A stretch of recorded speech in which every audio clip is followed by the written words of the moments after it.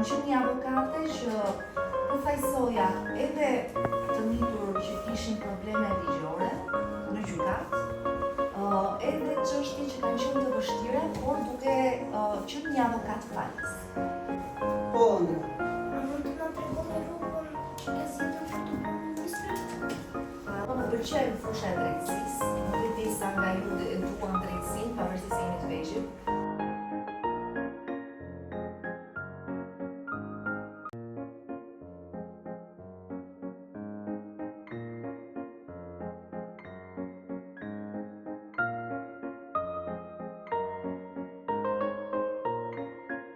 Cila ishte ëndra jote pavarësisht se bëhe ministre? Do të bësh gazetar. A është e vështirë që njerëzit të miratojnë ligjet? Është e vështirë.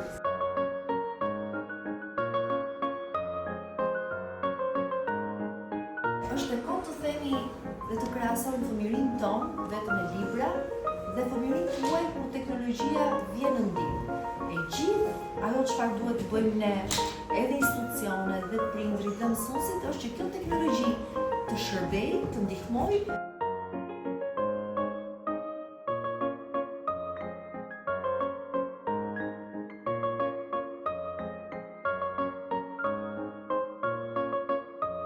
Janë shumë detyra të tjera që ndahen edhe nga kryeministri apo ndahen në mbledhjen e qeverisë, sipas fushave që ministrat kanë. Dhe nuk janë të lehta, për shembull një detyrë ime e vështirë ka qenë gjatë kohës tërmetit apo gjatë kohës së pandemisë. Unë tentoj të bëj një luftë të brendshme, luftë me kohën time fizike, që t'i shndrojnë sa më pranë fëmijëve, të shpenzojnë sa më shumë kohë me ta. Brezit sotshëm janë shumë të zgjuar dhe ka nevojë edhe të flasin, edhe të komunikojnë, por nga ana tjetër edhe të dëgjojnë për ato çfarë përqejnë. Përpërsh një shoqëri më të mirë, një premtim fëmijëve. Qendër të gjithë kësaj politikës madhe që bëjmë ne, fëmijët, për pjesën e arsimit, për pjesën e aktiviteteve jashtëshkollore. Drejtat e grave.